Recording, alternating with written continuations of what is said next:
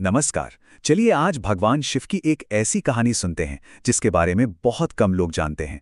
एक ऐसी कथा जो महादेव की करुणा के सबसे शांत, सबसे गहरे रूप को हमारे सामने रखती है। तो एक सवाल से शुरू करते हैं। सोचिए, क्या सबसे सच्ची, सबसे गहरी प्रार्थना के लिए शब्दों की जरूरत होती है? बस यही सवाल इस पूरी कहानी की आत्मा है।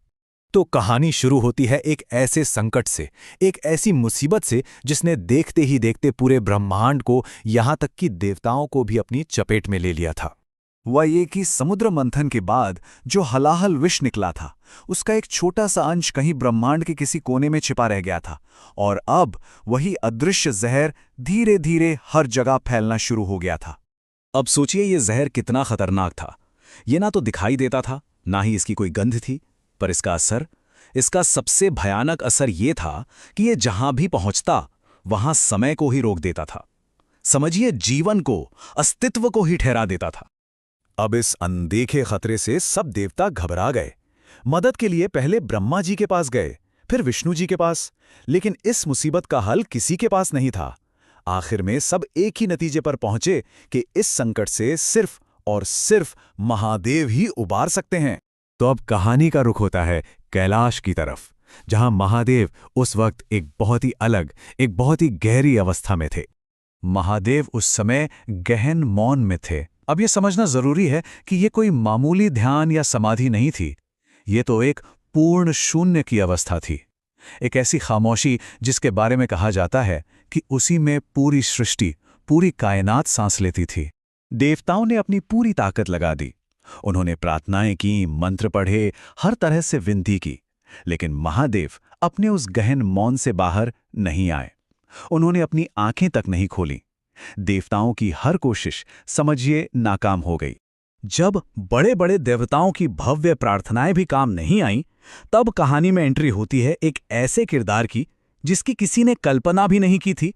कैलाश पर आता है एक छोटा सा, बिल्कुल साधारण सा वनवासी बालक। उसके पास ना तो देवताओं जैसा कोई तेज था और ना ही वो कोई कीमती भेंट लाया था। वो तो बस अपने मन में एक भोला सा विश्वास लेकर आया था। अब देखिए, दोनों की भेंट में जमीन आसमान का फर्क था। एक तरफ देवता थे जिनके पास फूल, शक्तिशाली मंत्र और जोर शोर से की गई प्रार्थनाएं थीं, और दूसरी तरफ ये बालक था जिसके पास क्या था? सिर्फ एक टूटा हुआ मिट्टी का दिया, खामोशी और अटूट भरोसा। उस बालक ने शिवलिंग के पास जाकर वो टूटा दीपक रख दिया। कुछ बोला नहीं। उसकी खामोशी में ही उसकी पूरी प्रार्थना थी, जो कह रही थी, अगर आप सब कुछ हो तो मेरे इस कुछ ना कहने को भी सुन लीजिए। और बस उस बच्चे के उसी खामोश भरोसे ने वो कर दिखाया जो देवताओं के बड़े बड़े मंत्र भी नहीं कर सके। यहीं से कहानी अपने सबसे अहम मोड़ पर पहुंचती है। उस मौन प्रार्थना को सुनकर महादेव की तीसरी आंख से एक हल्की सी ज्वाला निकली। लेकिन रुकिए, ये क्रोध की आग नहीं थी जैसा हम अक्सर कथाओं में सुनते हैं। ये तो करुणा की, दया की एक बहुत कोमल सी लौ थी। उस बच्चे के भरोसे का जवाब थी। और इस बार महादेव ने कुछ बिल्कुल अलग किया। उन्होंने उस विष को अपने गले में नहीं रोका जैसा समुद्र मंथन के वक्त किया था। नहीं, उन्होंने उस जहर को पिया नहीं, बल्कि उसे अपने उसी गहन मौन में सोख लिया। उसे अपने उस शून्य में ही खत्म कर दिया। और क्योंकि ये पूरी क्रिया इतनी अंदरूनी थी, इतनी सूक्ष्म थी, इसे किसी ने होते हुए देखा ही नहीं। ये कोई बाहरी दिखावा नहीं था। ये तो एक आंतरिक घटना थी जो महादेव के भीतर घटी। और शायद यही वजह है कि इस घटना की कोई प्रसिद्ध कहानी नहीं बनी। अरे, जो देखा ही नहीं गया, जो कहा ही नहीं गया, उसकी कहानी भला बनती भी कैसे? ये तो महादेव की करुणा का एक छिपा हुआ अध्याय बनकर रह गया। तो आखिर ये पूरी कहानी हमें सिखाती क्या है? शिव के असली स्वरूप और उनकी करुणा के बारे में हमें क्या पता चलता है? इसका गहरा मतलब क्या है? कहते हैं कि उस दिन के बाद महादेव की एक नई पहचान बनी। वो सिर्फ नीलकंठ यानी विष पीने वाले ही नहीं रहे, बल्कि वो बन गए जो बिना शब्दों के, सिर्फ खामोश भरोसे से ही अपने भक्तों के दुख को हर लेते हैं, उसे अपने अंदर सोख लेते हैं।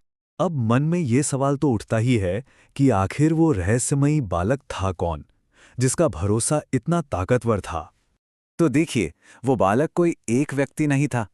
वो तो हर उस इंसान का प्रतीक है जो बिना कोई शिकायत किए, बिना कुछ मांगे, बस एक अटूट विश्वास के साथ शिव के सामने बैठ जाता है। वो हम में से, आप में से कोई भी हो सकता है। और ये पूरी कहानी हमें इसी एक गहरे सवाल के साथ छोड़ जाती है। क्या वाकई जीवन का सबसे बड़ा दुख, सबसे गहरी पीड़ा को बयां करने के लिए शब्दों की जरूरत होती है, या फिर उसे खामोशी में ही सबसे अच्छी तरह सुना और समझा जा सकता है? सोचिएगा जरूर।